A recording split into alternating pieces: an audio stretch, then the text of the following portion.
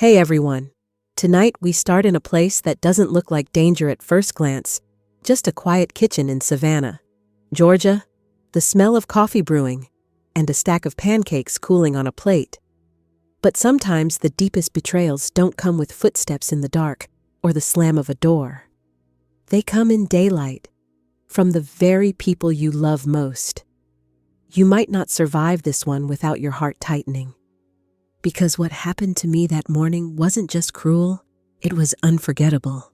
So before you get too comfortable, take a moment to like the video and subscribe, but only if you truly enjoy what I'm doing here. And while you're here, I'd love to know, where are you watching from? And what time is it there? Every comment reminds me this kitchen table stretches far beyond Savannah. Now, turn off the lights. Maybe let a fan run for some gentle white noise. And let's begin tonight's journey together. That morning, I rose before sunrise. Like always. My bones ached from the chill of early spring.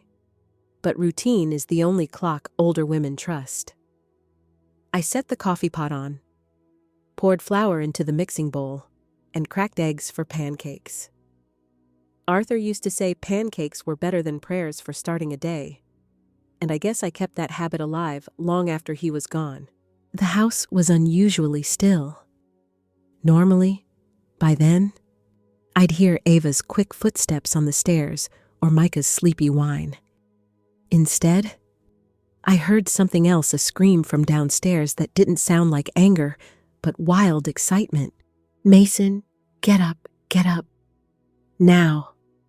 Belle's voice was sharp, trembling with something between joy and panic.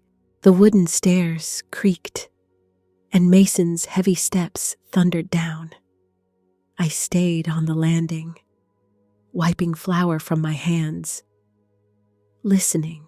For one long minute, silence. Then, an explosion of shouts. "No way! Oh my God! No way!" Mason's voice was cracking like a teenager's. Belle screamed back, almost sobbing. "We won. Mason. We won 85 million. I leaned over the banister and saw them in the living room. Belle clutched a slip of paper like it was the crown jewels, her hands shaking, her face glowing with tears and sweat. Mason grabbed her, spinning her around, laughing. $85 million. And I froze because I recognized the numbers on that ticket even from a distance. They weren't random. They were birthdays. Arthur's, mine, Mason's, the kids. The numbers I'd played for 20 years. And the ticket itself, I knew it because I had bought it myself the night after Ava's bicycle was returned. The one indulgence I'd given myself when hope felt scarce. I had signed my name on the back, Lorraine Whitmore, clear and steady, like Arthur always taught me. Always sign your name, Lorraine. People can question everything else, but a signature doesn't lie. Yet now, in my kitchen, Belle kissed that ticket like a trophy. Mason shouted thanks to the universe. Neither of them said, "Mom, is this yours?" Not even once. I opened my mouth to speak, but Belle turned, her eyes glittering like a woman who'd just unearthed buried treasure. "We're rich, Mason. Finally. We don't have to live in this old house anymore." She said it with such disdain, as though the house that sheltered her through pregnancy, through 7 years of bills she never paid, was nothing but rot. I stopped cold on the staircase. The words, "this old house," stabbed deeper than a knife. Arthur and I had painted those walls with our own hands. We'd saved for every board, every nail. That home wasn't just wood, it was our story. But Belle didn't see a home. She saw a cage. Mason? He just smiled, letting her lead, the way he always did. I stepped back up the stairs quietly, returned to my small attic room. My heart pounded, but my face remained still. I brewed tea with trembling hands, spilling water across the table. For the first time in years, I felt like a stranger in my own house. By noon, the noise outside grew. Cars pulled up, neighbors craned their necks. Belle was already parading in front of the porch, waving the ticket, basking in congratulations. Mason stood beside her, smiling awkwardly, but not correcting a word. Then came the knock. Hard, sharp, final. Belle at my door, arms folded, lips curled. "Start packing," she said. "We're moving, and we don't need any dead weight coming along." I blinked. Dead weight? "Yeah," she snapped. "We're buying a mansion. It wouldn't make sense for you to come. At your age, it's better you find a decent nursing home. They'll take care of you there." Her voice carried down the hall like venom. I met her eyes, calm, unflinching. "This is my house, Belle." She smirked. "Used to be Lorraine. Now, we have a new life, and you're not part of it." With that, she yanked open my closet, grabbing dresses, keepsakes, even Arthur's wedding photo, and flung them out the window. China shattered on the street below. Neighbors gasped. Some whispered, and Mason. He stood in the doorway, hands in his pockets, pale but silent. "Belle, stop," he muttered.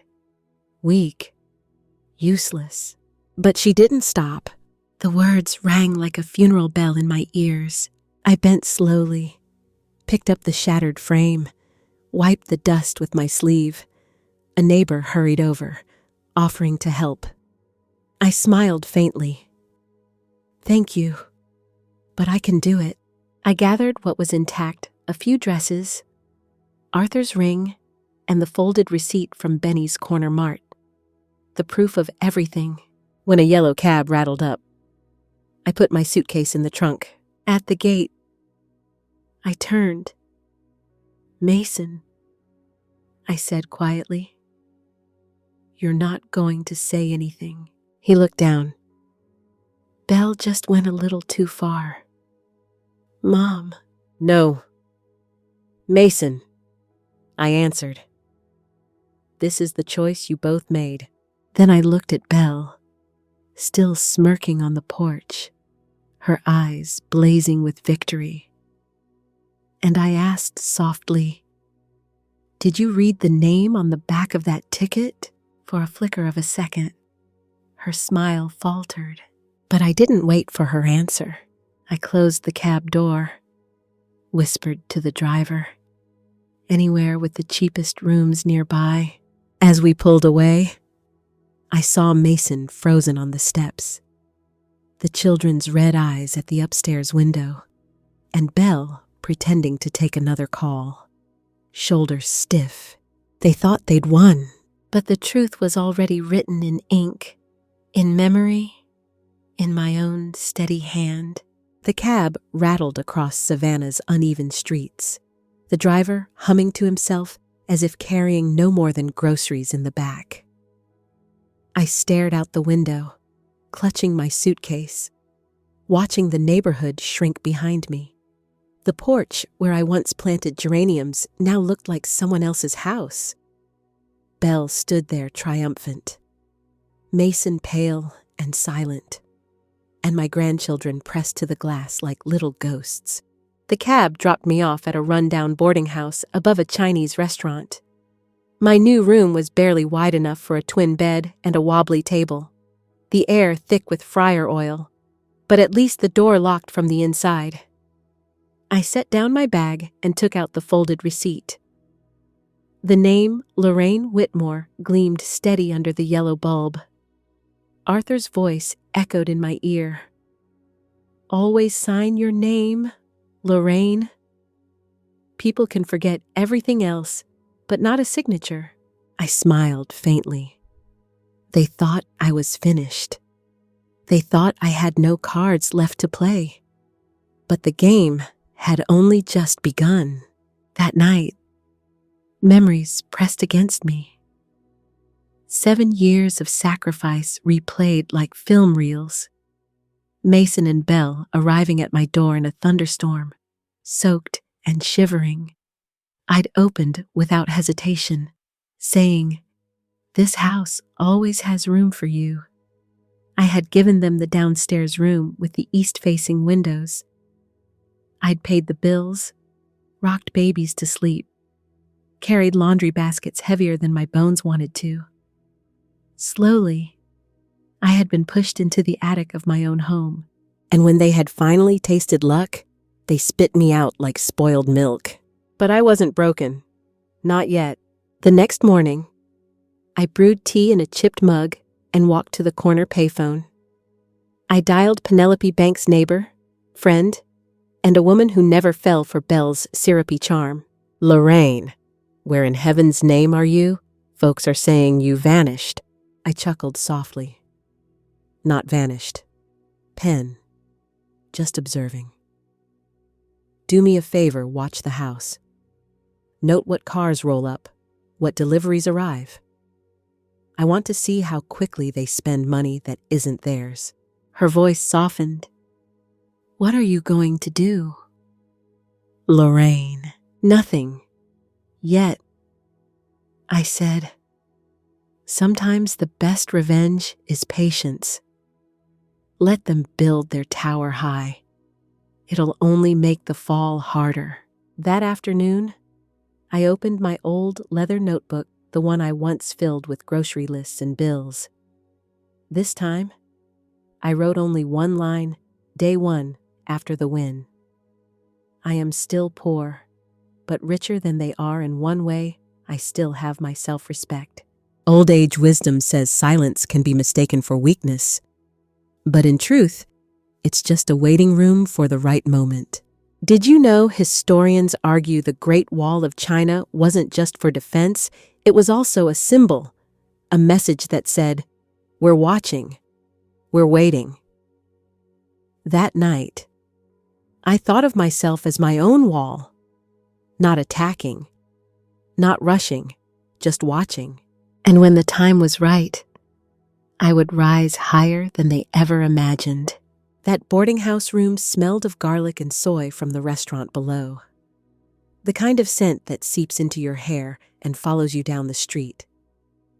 Some nights I hated it, but that first week, it was oddly comforting. A reminder that life went on even when mine had been turned upside down. I lay on the thin mattress, staring at the ceiling's water stains, and my mind wandered back over the last 7 years. Years I had tried so hard to believe were family, but were really a slow erasure of myself. It started the night Mason came home defeated, with Belle at his side, clutching her belly swollen with Ava. A February storm lashed the windows, rain pelting the porch in silver streaks. Mason's voice broke as he said, "Mom, we lost the apartment. My company folded. We've got nowhere to go." I hadn't hesitated.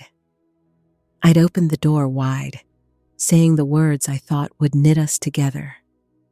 "Come in. This house always has room for you."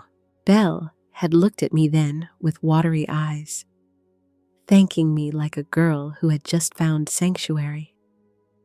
I believed her gratitude was real. Oh, how time proved me wrong. At first, it seemed manageable. I gave them the sunny downstairs room, telling myself, the baby deserves light, not my old bones. Mason promised to pay me back soon. Once I get steady work, Mom, you'll see. But soon never came. I covered groceries, bills, insurance, and I didn't regret it not then. Arthur's words echoed always if you can. Don't let our boy know hunger. Lorraine. So I woke at dawn, flipped pancakes, packed lunches. I did laundry, rocked babies, scrubbed dishes until my hands cracked. I didn't complain. Love kept me quiet, but silence, if stretched too long, becomes a kind of prison. By the 3rd year, the lines were clear. Belle wanted more space, her space. Mom, she said one afternoon, I need a quiet office for consulting. Maybe you could move upstairs? The attic would give you privacy. The attic. The hot box where Arthur once stored tools and Christmas lights. I forced a smile. If it's convenient for you, Belle. That night, I lay on a cot beneath the slanted roof, listening to mice scratch in the walls, knowing I had just given up more than a room. I had given up my place in my family. From then on, I wasn't Mom. I was Miss Lorraine upstairs. Belle took over the kitchen, labeling shelves. This one for the kids' snacks. This one for Mason. And down there. That bottom cabinet can be yours. I nodded and said nothing. But my tea tasted bitter that night. Old age wisdom says if you give up your chair at the table long enough, don't be surprised when no one saves you a plate. Belle began hosting dinners. I cooked and set the table. But when guests arrived, she'd smile and say, Mom, I saved you a plate in the kitchen. We'll talk later, it's business tonight. So I ate alone, under the yellow light, listening to their laughter muffled by the closed door. And each time I told myself, it's fine. They're young. They deserve a life. But one night, Belle corrected Ava when the child called me Grandma. No, honey. Say Miss Lorraine. Grandma sounds too old-fashioned. I laughed it off in front of them. Later, in the bathroom with the faucet running, I cried. The 4th year, the rules grew sharper. No sweets for the kids at night. Mom, the towels should be folded this way, not your way. Don't cook heavy stews. They're unhealthy. It wasn't cruelty in single strokes. It was death by paper cuts. Mason didn't step in. He'd sigh and say, she's under pressure. Mom, let it slide. So I swallowed every small cut, and each one bled into the next until my spirit was thin as parchment. Did you know some scholars argue that captivity doesn't start with chains but with routine? They say when you accept small constraints day after day, you end up building the cell yourself. I think I understand that now, because by the 5th year, even Ava and Micah were calling me Miss Lorraine without hesitation. I still loved them. I still baked cookies, still kissed scraped knees. But I began writing in a small leather notebook at night, my secret journal. Each entry began the same day of patience. Patience was my last shield, until the day even patience snapped. And that day came with the turquoise bicycle. The smell of spring was in the air, fresh-cut grass, the faint sweetness of azaleas. Ava was about to turn 10, and she'd already been talking for weeks about the turquoise bicycle she'd seen at the sporting goods store. It had white wicker baskets and little streamers that shimmered in the sunlight. Grandma, if I had that bike, I'd never be late for school again, she told me, her eyes sparkling like she'd just discovered magic. I smiled and said nothing, but inside, I promised myself I'd find a way. The price tag was nearly $200, almost every bit of my pension after the month's bills. I cut corners, skipped my favorite almond milk, even passed up the knitting yarn I'd been eyeing for months, Little sacrifices for one memory that would last a lifetime, Arthur used to say. Sometimes the smallest gift becomes the biggest memory. I wanted Ava to have that. 3 days before her birthday, I walked into the shop, picked out the exact bike, and asked for silver wrapping with sunflower print. The clerk tied a white bow, and when sunlight caught it, I thought I'd cry from joy. I hid it in the garage under an old cloth, waiting for the day. On her birthday morning, I set the table with heart-shaped pancakes and strawberries. Balloons floated by the window. Ava skipped down the stairs, singing, "It's my birthday, it's my birthday." I hugged her tight. "Of course it is, sweetheart. And Grandma has a surprise." But before I could lead her outside, Belle walked in, hair piled high, pajamas wrinkled. She frowned at the balloons and flowers like they were clutter. "Mom, what's all this?" I answered gently. "Just breakfast for Ava." It didn't cost much. Belle's smile was sugar-coated but sharp. "Mason and I agreed no expensive gifts this year. We want her to learn saving." I stayed calm. "Don't worry. Just something small." She narrowed her eyes. "We'll see." That afternoon, when Mason brought the kids home, I took Ava by the hand and led her to the garage. Pulling back the cloth, I said softly, "Happy birthday, my angel." Her gasp was everything.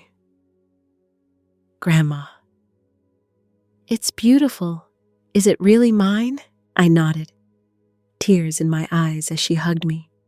For a fleeting moment, I felt the world was right again. Then Belle's voice cut like a knife. "What is this?" She marched closer, staring at the bike like it was a weapon aimed at her. "I told you no expensive gifts. You're breaking our rules." "Rules?" I asked, my voice steady. "I don't recall love having rules." Her lips curled. "You did this just to make me look bad." Mason tried to intervene. "Belle, stop." But his voice was weak, a whisper drowned by hers. Ava clutched my hand, pleading, "Please don't take it back. Mommy, I'll take care of it myself." Belle crouched to her level, voice syrupy. "Sweetie, we just want you to learn. Grandma will return it, and you'll understand saving." Ava sobbed, clutching me tighter. That night, I walked the bike back to the store. The clerk looked at me strangely. "Ma'am, this was the last one. Are you sure?" My hand shook as I signed the refund slip. The white bow fluttered in the wind, whispering like Ava's laughter that morning. I tucked the receipt into my wallet and stepped into the cold April rain. Old age wisdom says sometimes it's not the grand betrayals, but the small humiliations that finally break your endurance. And that bicycle was mine. Did you know some academics argue that childhood memories shape 70% of adult resilience?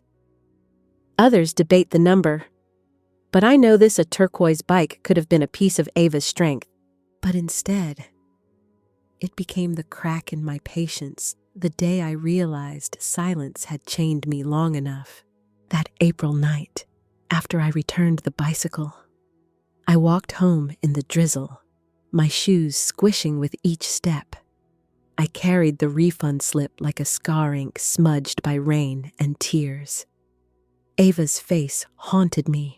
Her joy turned to pleading, her arms wrapped around my waist, begging me not to take the bike away. In my attic room, I sat at the small desk with peeling paint. I opened my notebook and wrote, "Day of Patience, broken." The pen tip dug deep into the page. When sleep wouldn't come, I put on my cardigan and walked to the corner store. The place glowed under a flickering neon sign, almost empty at that late hour. The clerk, A cheerful Italian man who knew me by name raised his brows. Cold night. Miss Lorraine. Coffee again. I shook my head. Then my eyes landed on the lottery counter. A sign read, "Jackpot tomorrow night, 85 million. I let out a small laugh. "One ticket, please." I whispered the numbers: Arthur's birthday, mine, Mason's, Ava's, Micah's. The same numbers I'd played for 2 decades. A silly ritual, more comfort than expectation. But that night, it felt different, like a prayer. The clerk slid it over.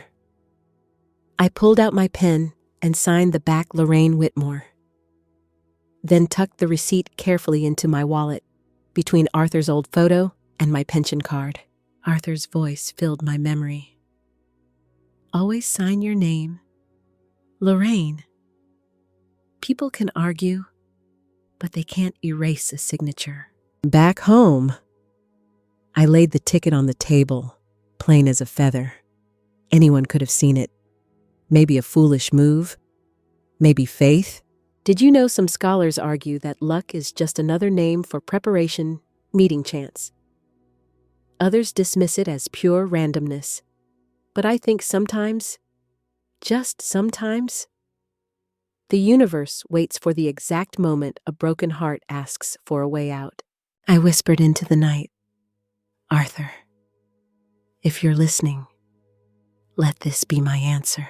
Then I climbed the stairs and lay awake, listening to rain tap the roof like 1,000 tiny clocks, counting down. Morning sunlight slipped through the attic window, pale and cold. The kind of light that doesn't warm you but reminds you time moves on. I was still groggy from a restless night when Belle's scream cut through the house.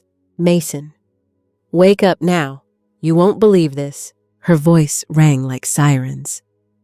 Not angry this time, but wild with excitement. I set my teacup down, heart thudding, and crept to the top of the stairs. Heavy footsteps thundered below, then silence, and then the explosion. "No way. Oh my God, no way." Mason's voice cracked, boyish and frantic. "We won!" Belle shrieked, the words breaking into manic laughter. "Mason, we won 85 million. I froze, my fingers clutching the railing until my knuckles whitened. From the landing, I could see them, Belle clutching the ticket to her chest, Mason hugging her, both of them crying with joy. The same ticket I'd bought at Benny's Corner Mart. The same numbers I'd carried for 20 years. The same signature in black ink across the back. My name. But not a word from either of them. Not a glance toward the attic. Not a question, Mom. Could this be yours? No. Just laughter. Just hunger. Belle kissed the ticket like it was her newborn. Mason lifted her off the ground, and the words that followed cut me deeper than the attic draft ever could. "We're rich now, Mason. Finally, we don't have to live in this old house anymore." This old house, the one Arthur and I built with every extra dollar, every drop of sweat. The one I'd kept standing alone after he passed. I stepped back from the stairs, my breath caught in my throat. The pancakes I'd made for the children sat cooling on the counter, untouched. I didn't say a word. I wanted to see how far their greed would stretch before the truth found them. By noon, the driveway was crowded. Neighbors leaned over fences, cameras clicked, cars parked crookedly along the street.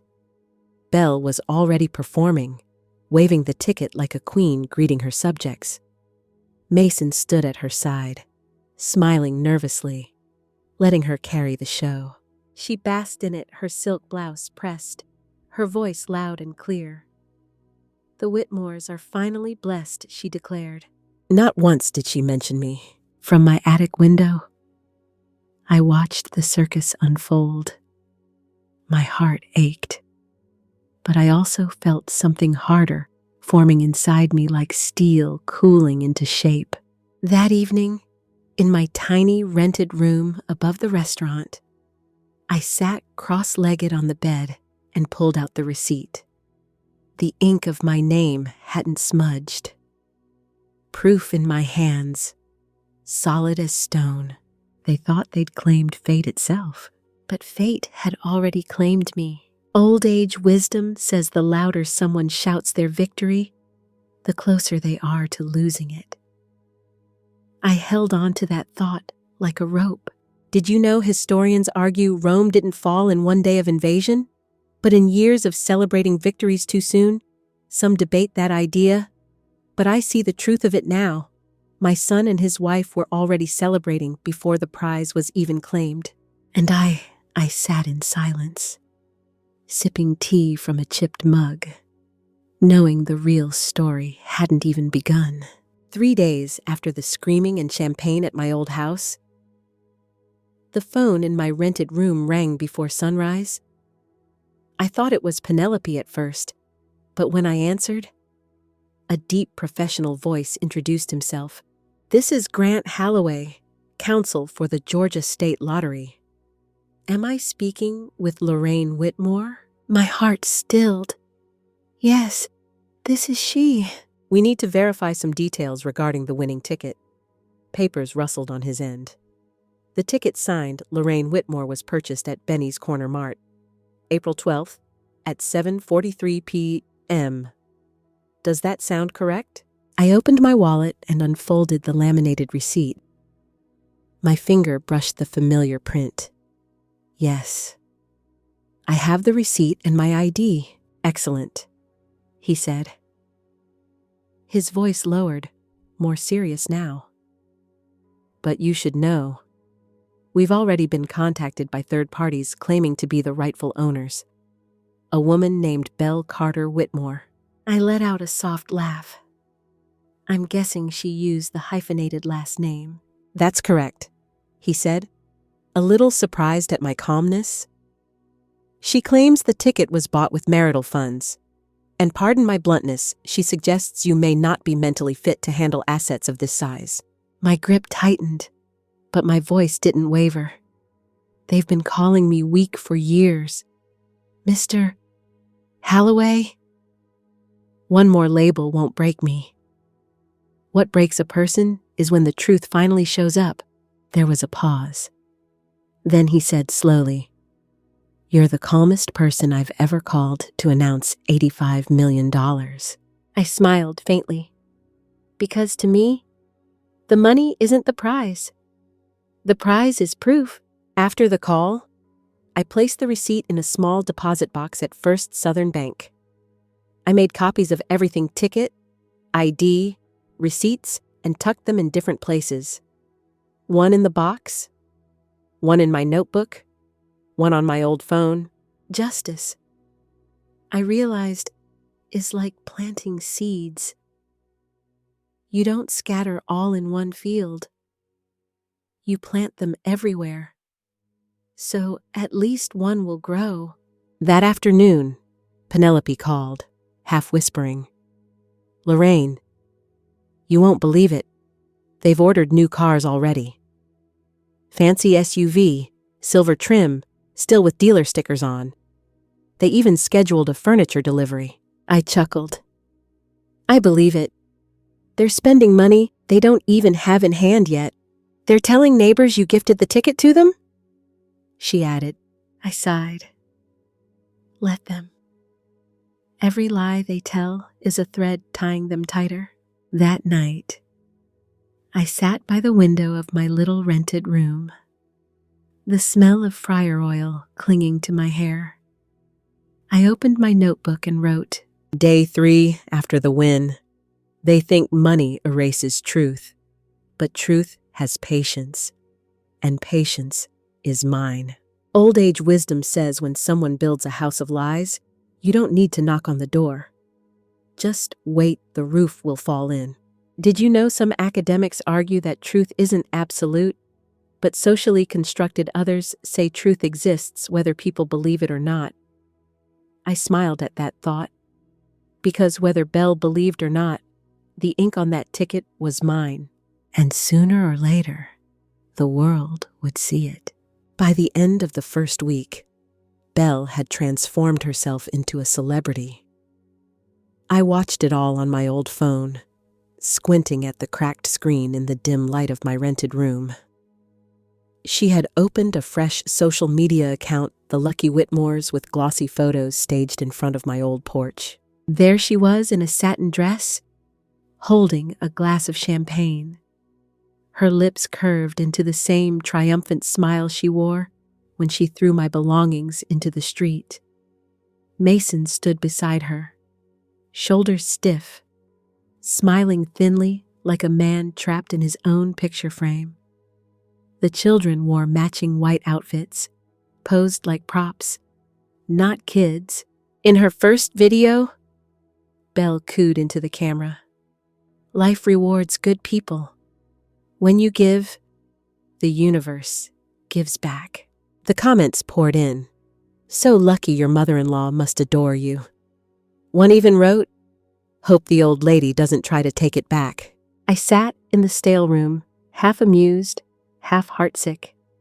She was spinning me into a myth, the generous but senile mother who had gifted her fortune, and strangers were applauding her for it. That same afternoon, Penelope called. Lorraine, you won't believe it. They've already bought another car, a black sports model, shiny as a beetle. The delivery truck barely fit in the driveway. I chuckled softly. That sounds like Belle. She likes her statements big.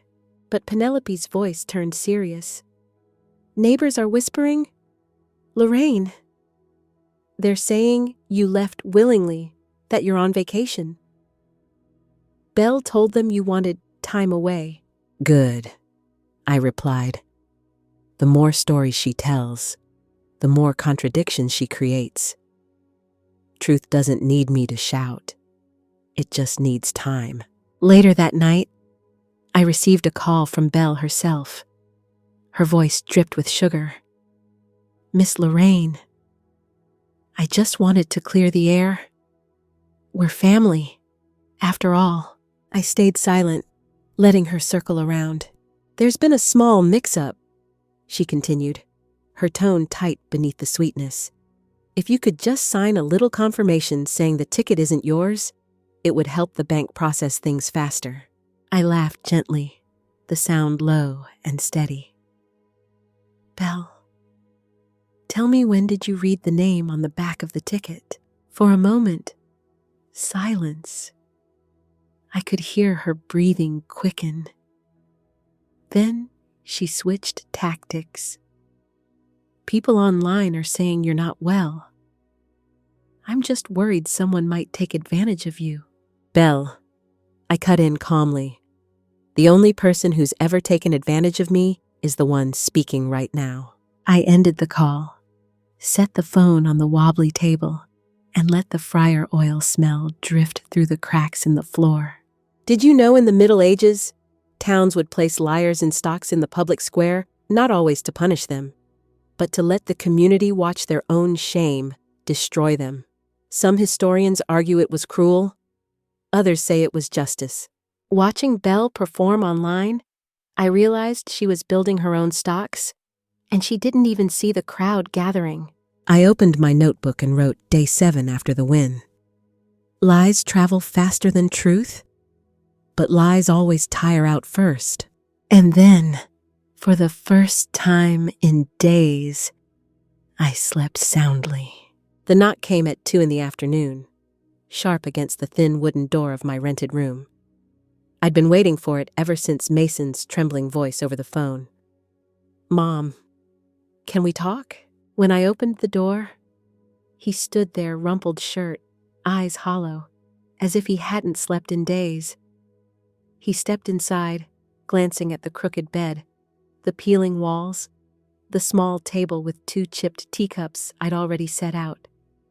His throat worked, but only 4 words came. "I'm sorry, Mom." I motioned to the chair.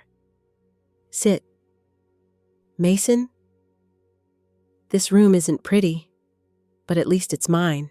He sank down, shoulders slumping. For the first time in years, he looked like a boy again. Before I could say more, perfume hit the air like a slap. Belle swept in, heels hammering against the floor, phone in hand. She perched on the bed as if it were a stage, smirking. "Cozy," she said. I set my cup down carefully. "It's warm here because there are no lies." I didn't waste time. This morning, the lottery commission confirmed it. The ticket is mine. The payout account is already prepared. Mason swallowed. Belle gave a brittle laugh. "So you plan to keep it all?" "Lorraine, I plan," I said steadily, "to keep what is mine." Mason raised his hands. "Mom, maybe we can make a deal, a family agreement. No court."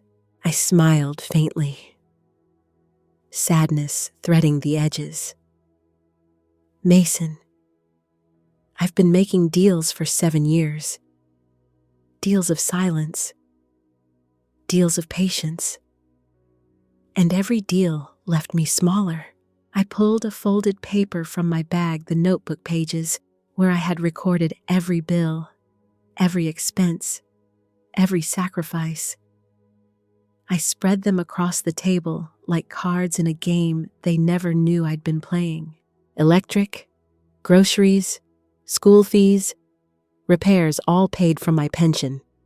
7 years of kindness, not charity, not obligation, evidence.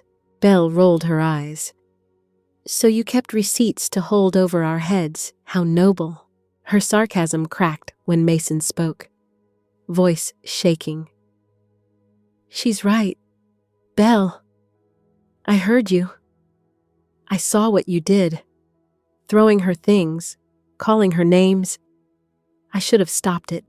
Belle snapped toward him, furious.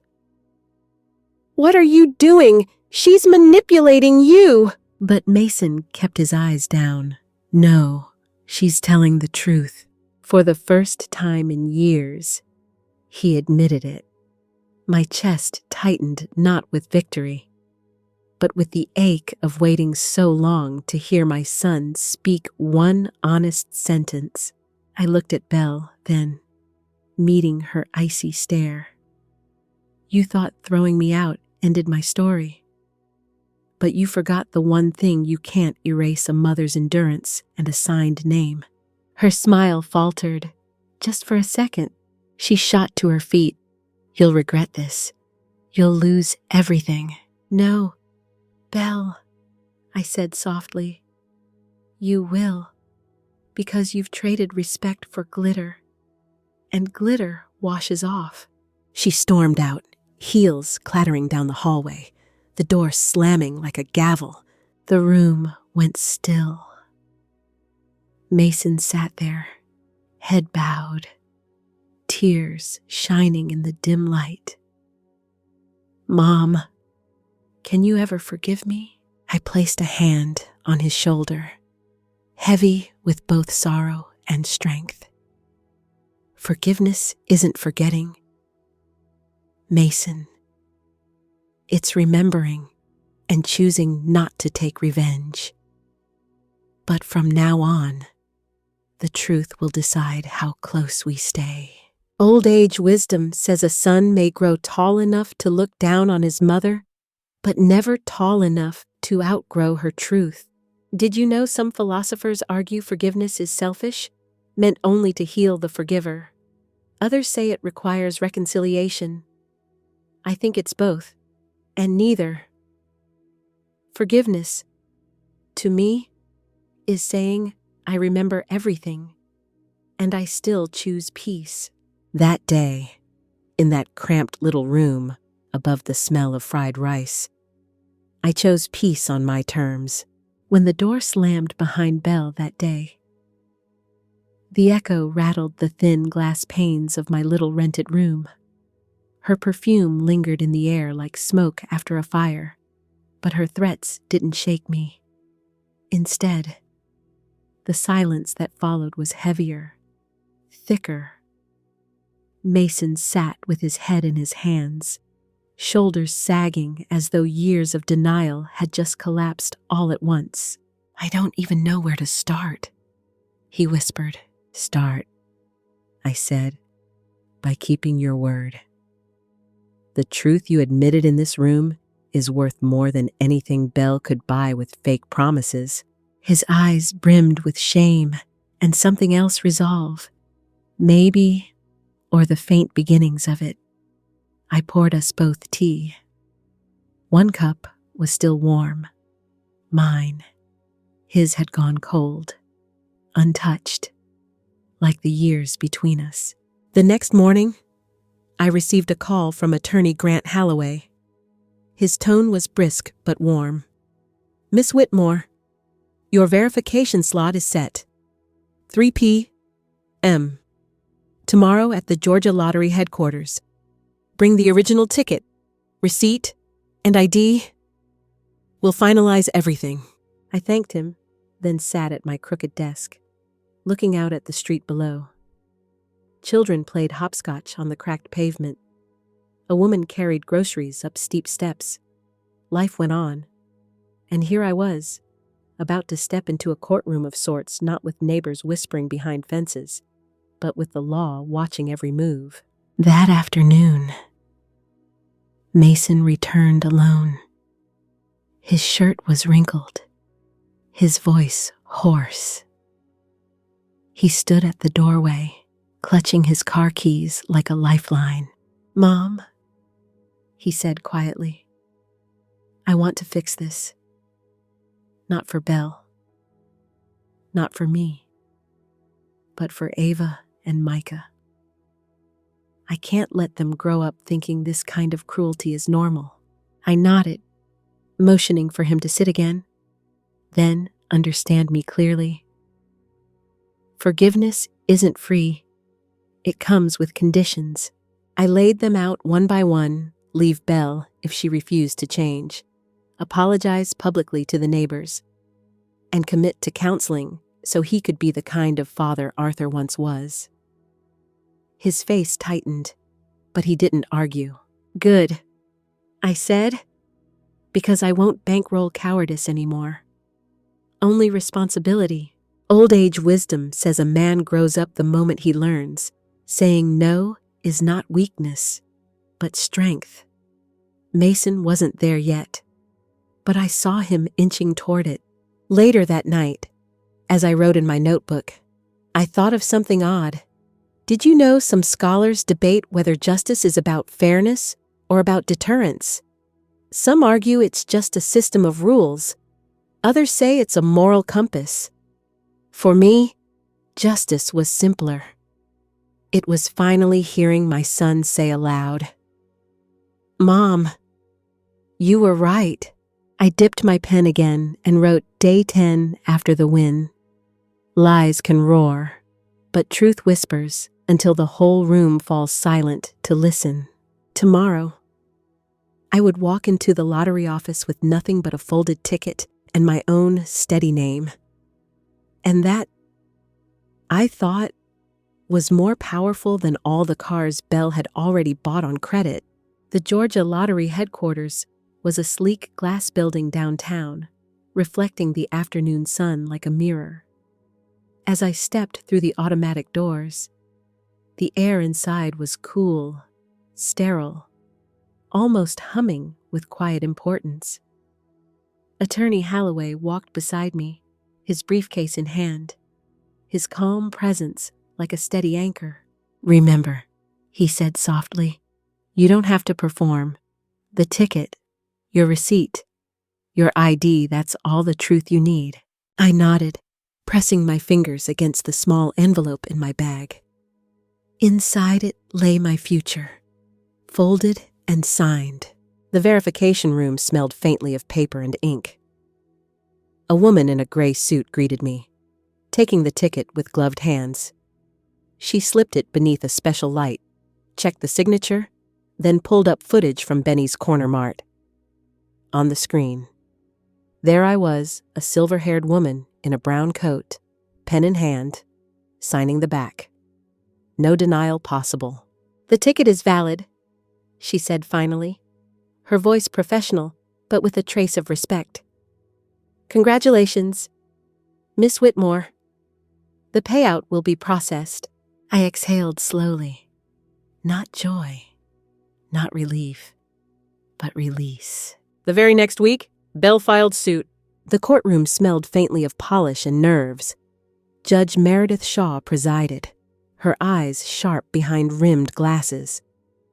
Bell arrived in a pristine white dress, hair curled like she was posing for a magazine cover. Mason sat beside her, shoulders drawn, face pale. Neighbors testified. Penelope held up her small notebook and told the court how she'd seen my things tossed into the street. Another neighbor described Bell's voice shouting, "Go die in a nursing home." The corner store manager confirmed I bought and signed the ticket. Then came the recording from Penelope's porch camera. Bell's laughter as she flung my vase into the yard. The room went silent. Bell burst into tears, whispering, "I was under stress." Judge Shaw's voice was firm, but even. Stress does not excuse psychological abuse. When it was my turn, I didn't raise my voice.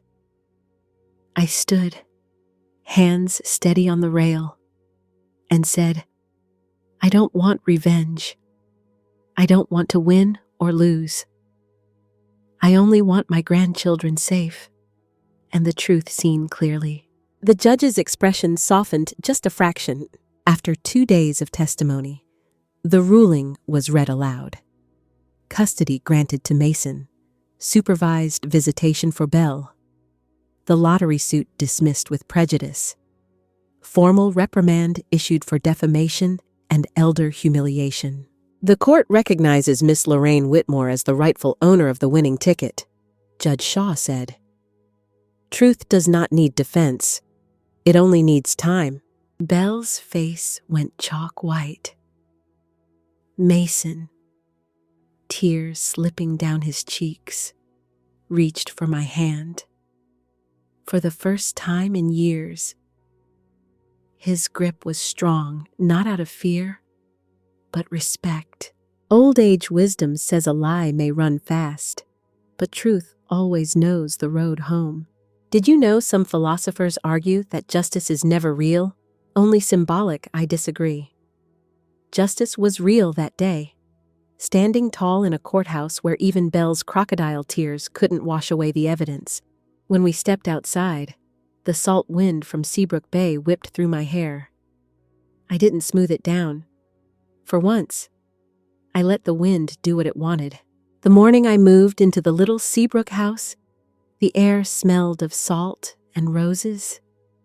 A pale sun rose over the bay, light glimmering across the water like 1,000 tiny mirrors. The house was modest cream walls, a small porch, a garden waiting for Arthur's favorite climbing roses. But it was mine. Mine by choice, not by default, and that difference made all the air feel lighter. I hung old photos along the hallway. Arthur's grin holding a paintbrush, little Mason with a kite, Ava and Micah curled in my lap as toddlers. Memories stitched back into the walls, no longer weapons used against me. That weekend, Mason brought the kids. They tumbled from the car, laughter scattering across the yard like wild birds. Ava's eyes widened when I wheeled out the turquoise bicycle, gleaming under the porch light. "Grandma, really? This is for me?" "Yes," I whispered, my throat thick. But promise me something: you never let anyone convince you that you don't deserve joy." She hugged me so tight I nearly toppled. Then she hopped on, pedaling in circles, laughter ringing like a bell cleansing old wounds. Inside, Micah built Lego castles on the table Arthur once sanded by hand. He ran over, holding up each tower. "Look, Grandma, I made it just like the picture." "Arthur," I thought, "do you see the children still carry your steady hands?" Even Belle showed up one stormy afternoon, her umbrella frayed, face hollow. She whispered, "I need help." I gave her tea, not money. A list of counseling centers, not excuses. I set boundaries the way I should have years ago. No shortcuts. "Belle, if you want to change, start with responsibility." She cried. I didn't gloat. Forgiveness wasn't forgetting, but it was refusing to let her chain me again. That night, after the children left, I sat on the porch with a single candle lit by Arthur's photo. Waves tapped against the shore in steady rhythm. I opened my notebook and wrote the last line: "The price of deceit is losing trust. The reward for resolve is peace." Old age wisdom says healing isn't going back. It's walking forward with your spine straight and your heart light. Did you know some historians argue that broken things never truly mend, only become stronger at the seams? That's what I felt, every crack in me now filled with resilience. I looked at the water, the moon's reflection trembling but unbroken, and whispered, "Arthur, I came home." And this time, it was a home filled not with silence, but with peace. I was Lorraine Whitmore, a widow who once believed patience and silence could hold a family together. For 7 years, I carried my son Mason, his sharp-tongued wife Belle, and their children inside the house Arthur and I built with our hands. I paid the bills, cooked the meals, endured the rules and humiliations, even moved into the attic of my own home. And I told myself it was love. But love without respect turns to chains. The turquoise bicycle I bought for my granddaughter Ava broke my silence the day Belle forced me to return it, teaching me that sacrifice had become servitude. That night, I bought a lottery ticket with the numbers of my family, signing my name like Arthur once taught me.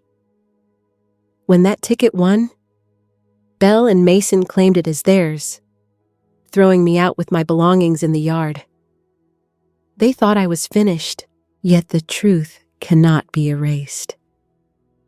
My steady signature, the receipt tucked into my wallet, and the patience of years became my defense. Belle's lies spread through the neighborhood, through the courts, even online. But every lie left her tangled deeper. When the law confirmed the ticket was mine, justice followed. Mason finally admitted the truth. Belle faced her fall, and my grandchildren found safety and love that no mansion could buy. I did not win $85 million. I reclaimed my dignity. I built a new home by the bay, planted Arthur's roses, gave Ava the bicycle she once dreamed of, and set boundaries strong as stone. Even Belle, hollow and broken, came to my porch one rainy day, and I gave her tea instead of hatred, because in the end, the reward for silence broken and patience defended was not money, it was peace.